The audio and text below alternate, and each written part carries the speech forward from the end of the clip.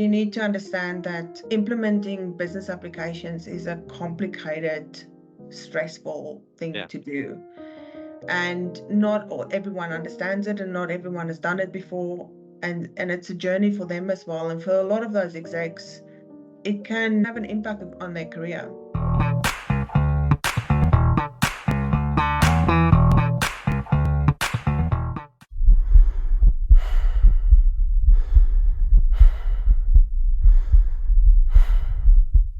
Hey everyone, my next guest wears many hats, and in our chat, I'm going to ask her how can we weave a rich and varied life as hers? I'd like a tapestry where we have a full-time job, our own goals and personal interest, but not feeling overwhelmed by it all. Michelle Mancini is a seasoned Microsoftie and an AXD365 F&O specialist. She's worked in consulting at Empire, Avanade, Vectura, Info, and many others. Please welcome Michelle. Hi, Michelle. Good morning. How are you? Hi, Chris. I'm very well, thanks. And you? I'm great. I had my coffee this morning. I've also had the pleasure of meeting you a week ago, 2 weeks ago, at that little get together in Brisbane. You normally work in Sydney, right? Yeah, I do. I'm based in Sydney, but I got the opportunity to go visit a friend, so I thought it was a good opportunity to catch up with the network there. Whenever I speak to Microsoft people, they have a ratio of travel built into their job. What is your ratio and how real is it? Oh, that changed. And at the I don't. Yeah, I think we're needed. So there's no set ratio in I have to travel, or it ends up being 20% or 50%. The flexibility is great. So work 50% from home and 50% in the office, and Yes. then travel as needed. So I really enjoy that. And then, like I found working from home, I was the champion in many of the clients that I worked at, where I would create hot desks. I would get people to book into software and then they could work from home. And having done that for many years now, I often miss out that team activities where you're trying to solve a problem and they're just floating around. Have you missed anything being in the office, or maybe you solved it with being hybrid? I think there's a need for both. I'm definitely more productive at home because I am a social butterfly when I go to the office and just want to have coffees with everyone. But I do make a point to go to the office because I think when you're there, opportunities pop up. Um, and I had an example of this a couple of weeks ago where I was just in the office, and one of the ladies came to me and she said, "Oh, I'm doing this panel, customer panel. Will you host it?" And I think it's things like that that come up when you are Mm. around people and you talk to them. So it's good to do both. I love that friendship that you get also when you're in the office and say you know someone really well. They may say something in a meeting, and because you've built that rapport with them, they may Mm, say something like, "And this is the way we've always done it." And you just have to look at them because you're a friend, and you just raise the eyebrow, and then they smile and they go, "Yeah, yeah." They mm. know they're being a blocker to that project, and at that moment, that friendship is what gets it through. Do you find that? Yeah, I do. And it's definitely easier to read body language and um, to have more non-verbal The communication. mood. Yes, Yeah, yes. when you and pick up on the energy of the room when you're there with the people. Even when you speak to customers, I think it's easier to pick up how they feel about something and change the messaging accordingly. And do you have a sense of theater around you? Do you project a sense of like, okay, I want this to be serious and very clear-cut business-like, or then you understand how to create that other mood that may lead to a casual conversation and them dropping their guard? Like, do you know the versions of yourself that you play at the right time? I don't know that I have versions of myself. I'm Okay, pretty much come as I am, Michelle, and Michelle. always the same. I mean, obviously, I know when I need to be serious, but I Yeah, don't. I don't think there's different put yourself in the versions. mood. Okay. Yeah. Okay, so I'd love to know about your background. I remember visiting South Africa. I went to Stellenbosch, And I know that you were, you were born there and raised. So tell us about university life and the memories that you have of this great country. Yeah, well, I unfortunately didn't grow up in Stellenbosch because that's a beautiful place. I grew up in Pretoria. Um, and it was very similar to Australia, and I think that's why there's so many South Africans in Australia. Um, yeah, I enjoyed going to uni there. That was way more fun than school. But I also had my kids very young, so I didn't really have a uni life. I very quickly had to work full time and study part time while looking after a baby. So that's kind of my memory from South From Africa. the, and to get through university exams, I remember the concept of cramming, where you take a large piece of text, summarize it down, and then you can remember it. How did you get through your exams? Oh, Are Chris, you this just is a now photographic memory? this is like 25 years Wow. ago. I can't remember. I think I prayed my way through it. Um, But what was interesting is I in my first year when I didn't have all the responsibilities, I really didn't do well. And then as soon as I had my first baby and I knew, things are now wow. serious and it depends on me. Um, Oh, I lost your mic there. Sorry, you lost my mic. Oh, just then, just for a second, I lost it, but that's Okay, okay. You're back. all right. Um, You yeah, said you so gained your responsibility after having a child, and I've noticed that about you. You do many things, and you seem to grow greater responsibility the tougher the loads are. That could be bad for you, you know that? It's actually an open invitation for your company to just pile it on because you just get better. yes, I guess so. And I did a leadership narrating, not really a course, but a thing with a guy. And that's what came out. What he said to me is that I take responsibility. So I feel like everything is my responsibility. Um, and I Wow. want to solve it. So I guess that's just part of my personality. Was it maybe your mum, your dad, a sibling who modeled this for you to follow?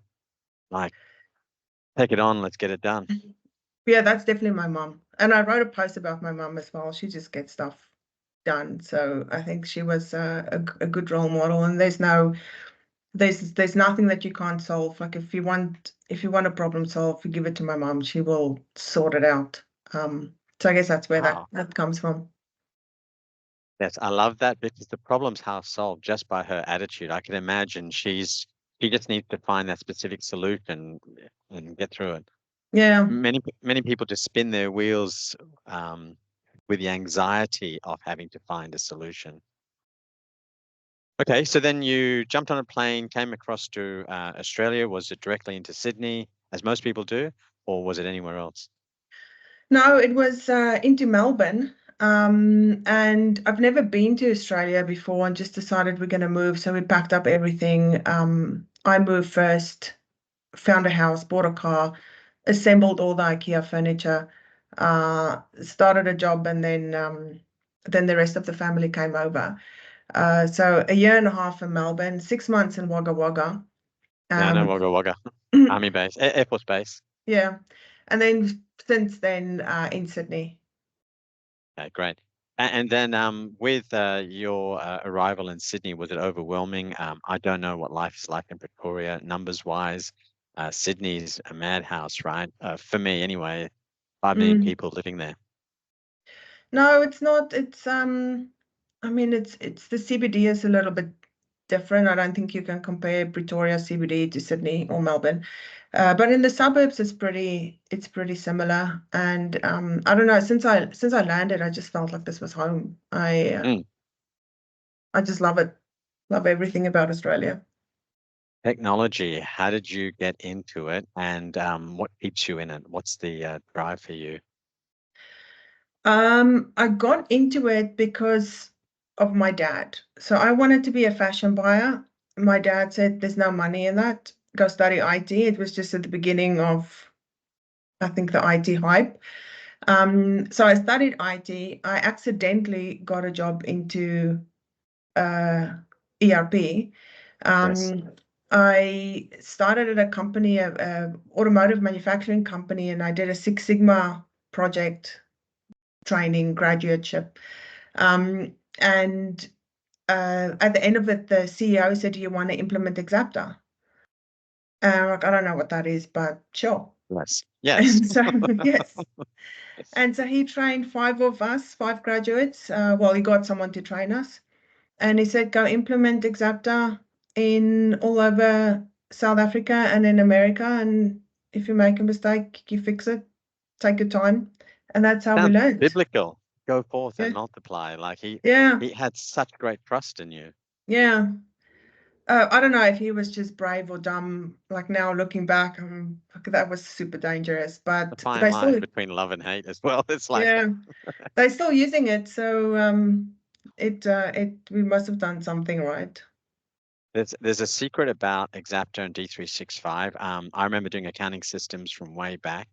I kid you not, these systems last for decades. It is so difficult to get in, as many failed projects have shown us. But once they're in, they last forever, ever, and it's so difficult then to get them out. So I just love this segment of the market because of that continuity, right? To keep getting it better and better. Have you remembered any of your clients, and do they remember you? One thing you need to know about me, and it's a bit of a running joke in our family, is how bad my memory is. So Um, better not so walk past you on the street. yeah. So if that happens, just grab me and say hi. Like it's not personal now, but I do remember I remember some of the bigger clients that I worked on. And it's such a small industry that I'm still Yes. connected to them on LinkedIn and bump into them every now and then. It's a really great example to do the right thing because you will bump into those clients again. And the people who worked at that company, maybe implementing it with you, will be in other companies, and they could either draw you in as future clients, or they could actually say, "Don't ever hire this person again." And I've seen both sides of the coin, right, with people. Yeah. You got into consulting. Some of the big names in your resume are there. How did you work your way through, end up even being a senior director at Avanade, was it? Yeah. Um, I when I moved from South Africa, I applied for a 457 visa. And I think because of the skill shortage, it was easy to get a F&O consulting role. Yes. So that's how I got into consulting, from an end user into consulting. And then I pretty quickly moved into pre-sales because I just find that I found that more interesting. And um, it's higher levels of stress, but then you've got some downtime as well. So it was just fun to do that. Um, I have a question on the pre-sales. yeah, How do you feel in pre-sales? You're making these promises, like your mouth is making promises somebody else's body can't deliver. And what happens when there's this gap between the project failing to deliver up to the hype? And you know the client, you're the one that said we could do it. Does that happen? And how do you deal with it? it has happened, not on purpose. Yeah, And then there's different reasons why that happens. I would never lie to them. I would never yeah, say we can understood. do this if we can't do anything. What has happened is it's possible to do it, but it's expensive. And so maybe, it's easy for pre-sales people to go promise the world, and they talk about the art of the possible. And so you show, if it in today's terms, you would show them all the AI stuff and machine learning and, you Right, right. know, and you sell them the dream. And Yeah. it's definitely possible, but it's maybe not what they need to focus on right away, because if they come from using Excel, they don't need AI. They need to be able to post a journal. Um, and So glad to so, hear you say that. That's exactly how I see so many different clients. They're at the Excel to the next step up level, and talk about AI is great. It's not on the radar right now. Mm. Yeah, keep going. Sorry. No, so I mean, my advice would be just be genuine. And I think you are successful when customers see that they can trust you and you have their best interests at heart. And I really enjoyed pre-sales, doing pre-sales, but I always thought it was sales. I thought I enjoyed doing sales. Mm-hmm. And then I realized I don't care about my target. I don't even know what my target is or what I need to sell to make the target. I Yeah. wanted to sell something that's going to help the customer. Yes. And so then I realized it's not the sales part that I'm liking, it's the helping people part that I enjoy doing. Yes. And have you found a type of personality or a type of client that you really enjoy working with? Because, for example, say you meet a CFO that just wants it in and please do your job, get out, and they don't imagine and dream what the company could do with business transformation or business process reengineering. And so you go, I can't really help a person that has a box around the type of help I'm allowed to do.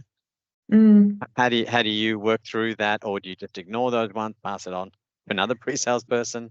No, you can't, and you can't just ignore it and You pass it can't do on. that. So, and normally there's not another person to pass it on to. I mean, it's always easier if you find someone that geeks out on with you and get excited about the software with you. But you need to understand that implementing business applications is a complicated, stressful thing Yeah. to do. And not everyone understands it and not everyone has done it before. And it's a journey for them as well. And for a lot of those execs, it can have an impact on their career. So it's our job to make them successful. And so in those instances, I think it's just good to understand what's important to them. And if they are resistant, it's normally because they are scared of something or they are there's some risk involved. And it's identifying what the risk is for them and what's important to them and addressing that so that they can feel comfortable. Did you have instances where, we're always trying to push the vanilla version out of the box, and Mm. some people want that highly customized one, and you can predict what's likely to occur. Uh, do you find there's a need for training at the CEO, CFO level where they almost get brought up to speed on technology wisdom, rather than just come at it and say, I'm the executive, I have the pot of 5 mil or 10 mil, go do it. Is there something in Yes. Microsoft heading in that direction? Um, Training for execs at Microsoft. No? No, not to that extent. What we are doing is, and that's part of my new role at Microsoft also, is to have successful projects. And so what it means to have a successful project, and there's some proactive things we do and some reactive things we do. And part of the proactive messaging is around it's better if it's less customizations, um, realistic expectations. So the focus on the basics. So that messaging we give during the pre-sales Could we talk cycle. about now that it's your current role? Because this is so exciting. It's what thrilled me when I met you about the next step for you. Here's my understanding of some of the project values, right? Someone says, I want to get something in and I want it to behave exactly like our old system. So they're going to chisel this wonderful working D365 platform and somehow cobble together a solution that looks like the old one because the staff don't want any difference. Or it might be that they couldn't get the resources, so they cobbled together someone who has D365 CE experience or Business Central, and they go, it's got the letters D365 in front of it, so you Mm, should know F&O, or vice versa. And another one might be that they don't understand the methodology of the way a configuration gets built and having to go through the requirements gathering.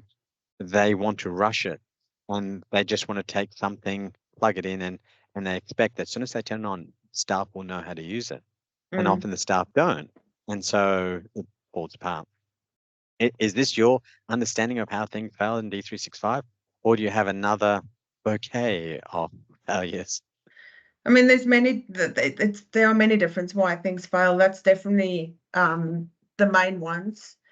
And I think that's why it's important for Microsoft and for the partner and the consultants, the contractors that work on the deal, and the customer to work together and Yes. to educate each other, because projects fail when customers do not understand what's involved and what the impact of their decisions, like for instance, to customize it to look like their own old system.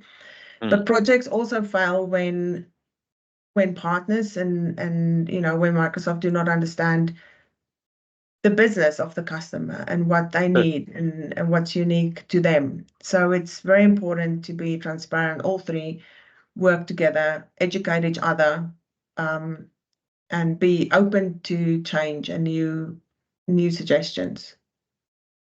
Yeah, it's like there's a phase missing where maybe the consultant partner and the senior execs in that business get together first and actually do an education session and not rushing that through to get to the project, but saying, do we actually each understand one another?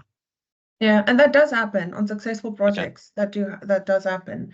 And I've seen it many times, and I've been involved with that many times, and it's good. That's when it's good. That's when it's a good partnership, because you need to form that relationship, that trusted relationship in the beginning, because every dynamics, not just dynamics, every ERP and CRM project will get difficult at some point, Yeah. and you would have to have difficult conversations. And then it's easier to have that if you have the upfront trusted relationship that you can fall back on. Yeah, true. I've seen a lot of failures around also Big Bang, and I've seen success in my own career where we try a module, a legal entity, it goes live, and then you expand laterally and then vertically, right? Um, what triggered your role being created, or Microsoft sort of becoming aware of these problems happening in D365 land? It's not just in Dynamics. It's and there's a article from CIO.com that we quote, where they did the research, and all SaaS projects, so that's all Okay. ERP and CRM vendors, have a failure rate of 50 to 70% where projects do not meet the expectations. Wow. And so that's a high number, and that's why Microsoft stepped in and said we cannot continue, or we cannot let this Yes. happen for Microsoft projects. What do we need to do to be more successful? Yes. And so And then, that's where and my role and my team comes in. so tell us, how has it happened? I'm running a project. I failed. I spent X million on it. Comes to your attention. How would you engage with the client company, or do you go through the partner? We definitely work with the partner, because it's we all need to work together, and we need to be on the on the same page and understand what's happening. Yeah. Um, we try to prevent those with putting processes in place and the structures Yes. in place to prevent us getting there. But if we do get to that point, I think it's useless to point fingers, Yes. because it's a combination of things that went wrong to get us to this point. Yes. So at that point, we have mechanisms that we can put in place to take stock of where we are at, do an assessment of where we're at, what are the actual issues, and what can we do to fix it, and then turn it around. And what happens? Is it a 3 month, 6 month engagement, and then you release and let them go on their merry way, or is it you're in now till that baby goes live? It depends, and it's different for each customer, because yeah, it could be different reasons. So for someone, it might just be one technical blocker that they have, and then we get engineers involved and we help fix it. For others, it might be something else. So it could be a series of interventions, or it could be one or two workshops together and get the right people involved and solve the issue. Or it could be hand holding until we go live. So it's whatever it takes to be successful. See what you're saying. And then with AI, you mentioned earlier that coming in on the periphery. Has that appeared yet in anyone's expectation, or it didn't work out how they, had planned, or is it still early days for that? I think it's still early days for that. People are definitely starting to use AI, and it's this I've seen all the videos and the functionality that's available now and that's coming in the very near future, and it's amazing. It's really impressive. So I think it's too early to say things haven't turned out the way customers expected it, but they're definitely interested in it and starting to look for use cases where they can benefit from AI. Funny, like with being in technology, we're at the leading edge of many things as they appear. And you always had a sense of aloofness that when you talk to a client, you go, yeah, I know about this, I know about that, your BI, CRMs. But with AI, the speed that it's raced ahead in front of us, I actually feel I would need to sit down for months and months to actually get up to speed of where it is today, let alone the next few months. Mm, Have you found a shortcut way? Is no. there a site? No. No, I guess the the only thing that you can do is just tackle it little bit by little bit. And so just find one area that you are interested in and that you want to learn more and get to know that area. So if that's, Copilot for sales or um Copilot in finance or, whatever that might be. If we now just talk about AI in Dynamics, then just get to know that part really well and the use cases for that and what's coming for that part. And then I think slowly we'll build on our knowledge. But if you go out to understand everything, I don't, for me, it's overwhelming. I can't. It's not humanly possible. We'll need to become embedded with a machine or something in the future just to make it easier. You've got ANZ at the end of your job title. Do you cover the Mm. whole of Australia and New Zealand? Yeah, I do. And is there people like you around the world in other continents doing similar things? Yes, they are. We've got one of me in India and China, Japan, in Europe, and in the Americas. So Do they uh, chat with you and tell you the cultural differences? Maybe Europeans are different to us, Americans. we do chat about the differences and the different cultures and different ways of working that we see, and that was one of the great things that the experience that I got at Avanade is just to see how the different countries and cultures work and the different Yes. um, buying behavior and implementation behavior. So it's very, very interesting to see. And once you understand that, to work with that.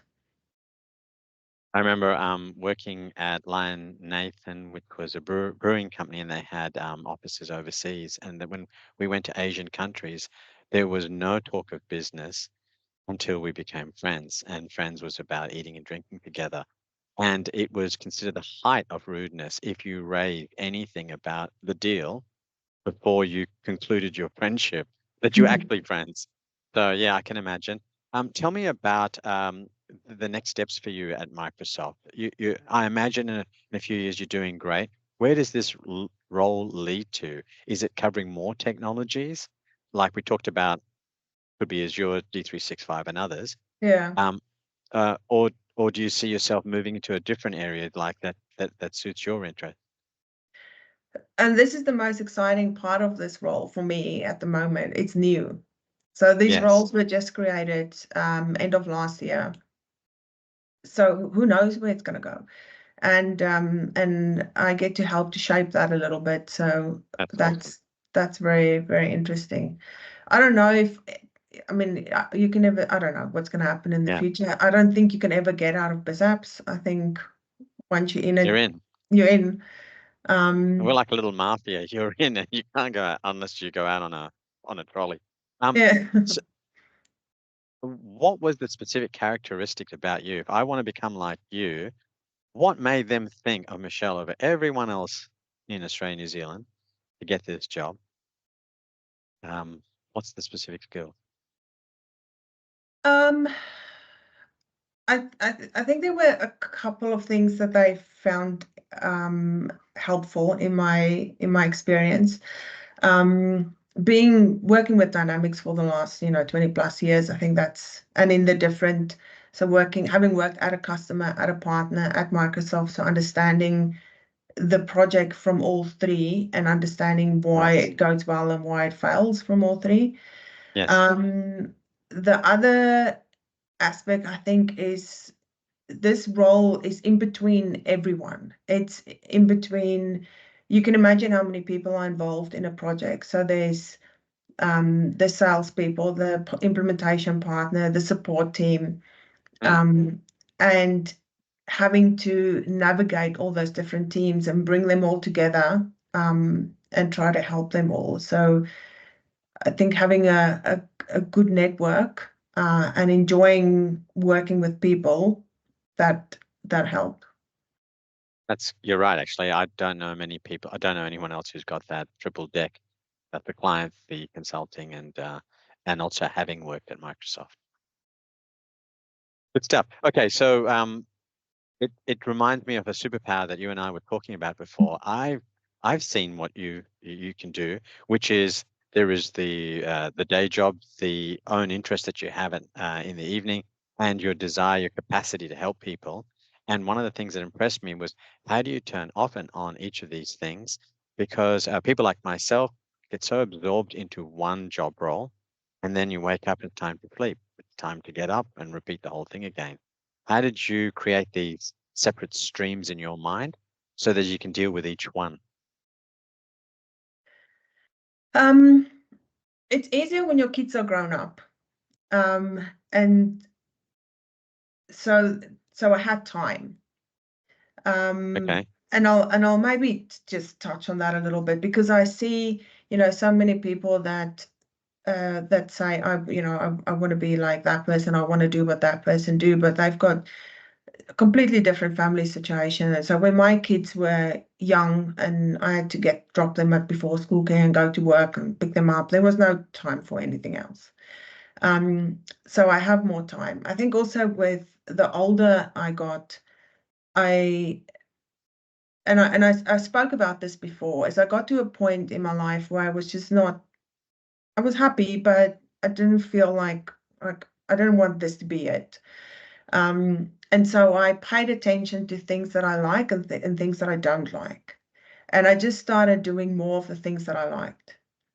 And Wow. I really enjoy my job. I love it. But I also enjoy other things. So I make sure Yes.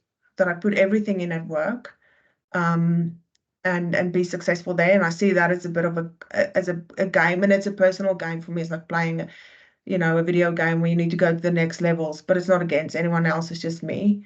Um, Yes. and then also just doing other things that I enjoy doing and making time for it. Yes. I love your analogy of the video game. Did you read book or watch any I don't know, philosophy YouTube videos on how to actually make that switch from here I am doing the same, and then this one simple analogy, which is do what you love doing, more of that, then you go off in a different direction. So many. And I can't even mention it all. And I can get very airy fairy. Like I'm all about meditation and energy Yes. healing and energy vibration. So that's a Yes. whole another topic. Um, You can but feel I it when you didn't. meet someone, right? That weight that they may be carrying, the troubles they're going through in their lives. When I meet someone, I can either feel that this is going to be a happy, light conversation, Mm, filled with abundance and positivity, or it's going to be they're at the center of some major problem, drama in their life, and I feel I'm yes. sinking down into that as well. And even if I try and chip in with a little fun factor or an aspect, that person is lost in their own quagmire. Yeah. Yeah. And then you just need to realize this is, this is happening to them, and it's not your problem, and um just How carrying much on effort being yourself.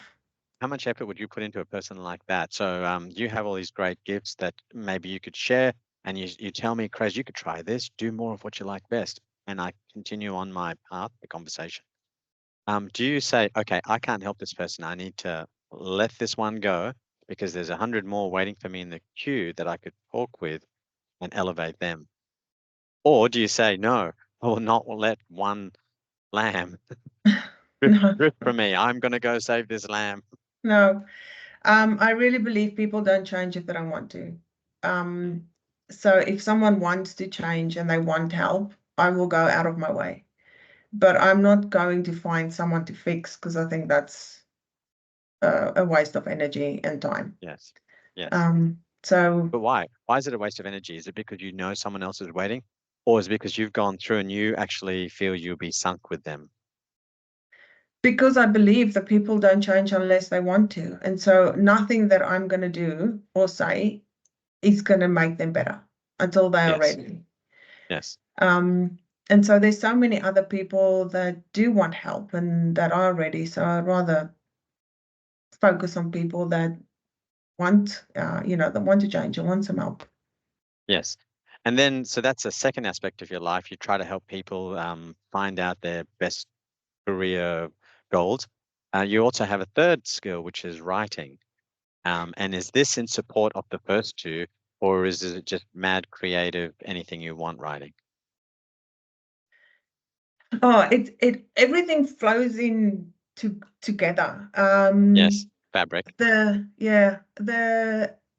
writing is just a bit of fun for me. And it's just things. So when people come and they ask for advice, then that will, or something happens, that will prompt an idea, or I'll write about that specific thing. Mhm. Um, Publish it, or is this private stuff that you keep in a little journal?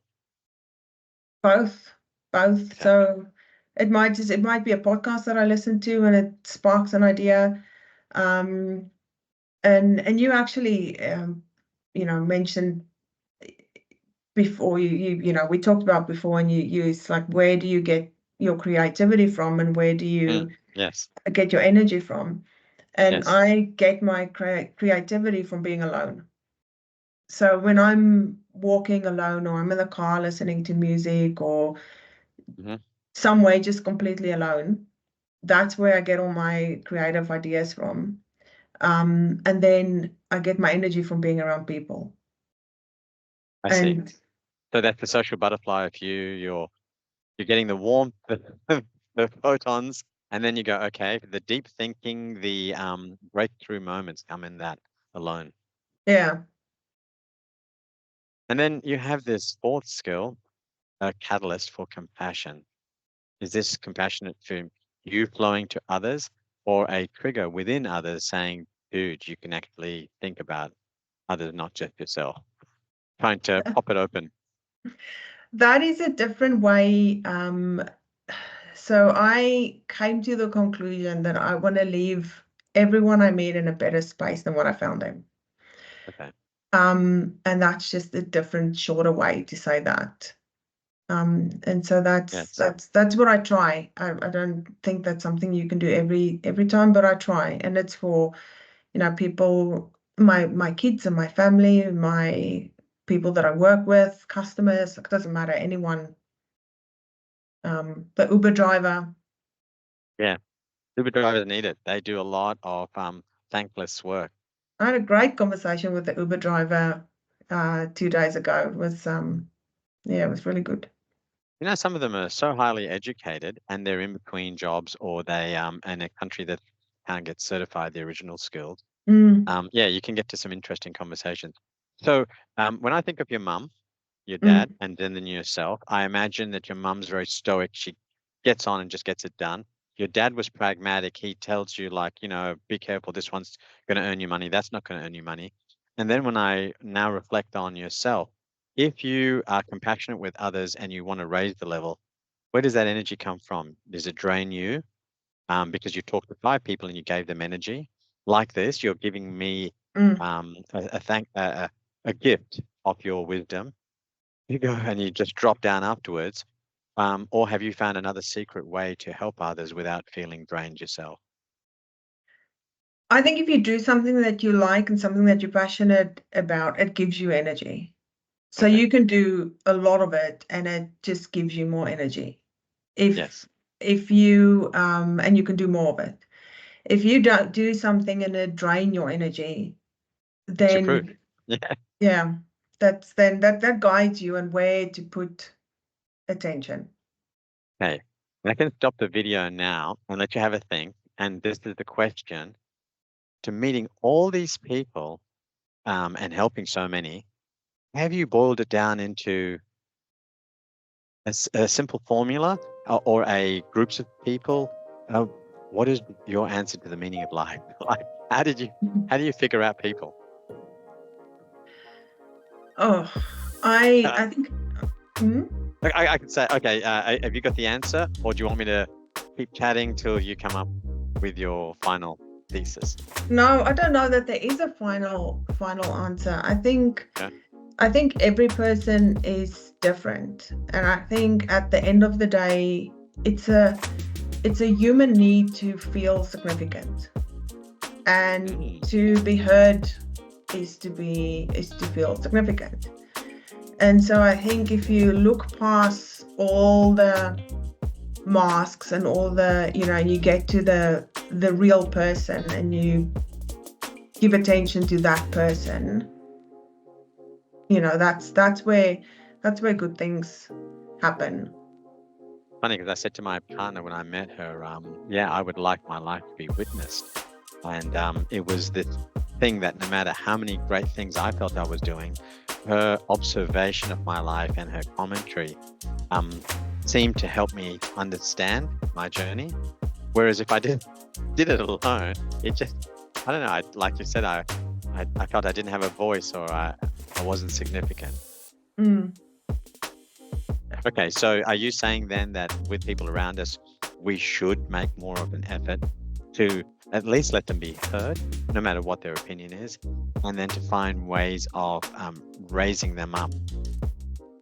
Yes. Like, And yeah, and to see the reason for the behavior, because I think, I saw this somewhere and this made sense. Like, just take road rage.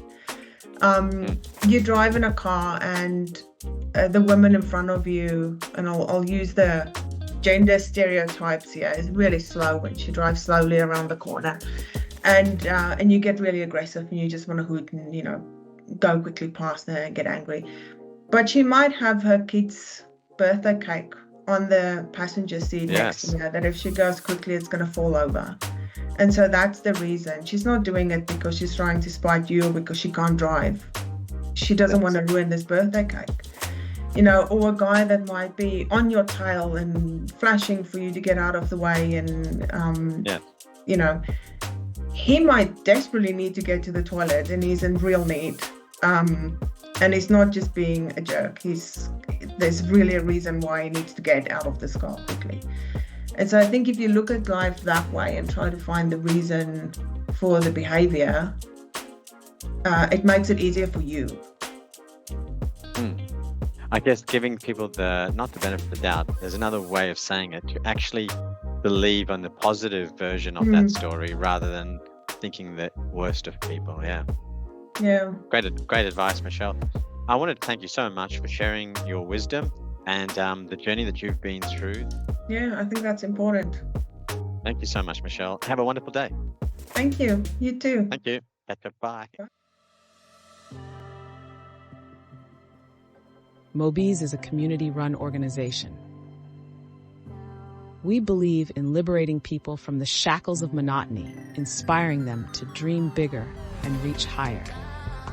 We empower them to focus on the things that matter, growing their skills, solving new problems, and helping others on a global scale.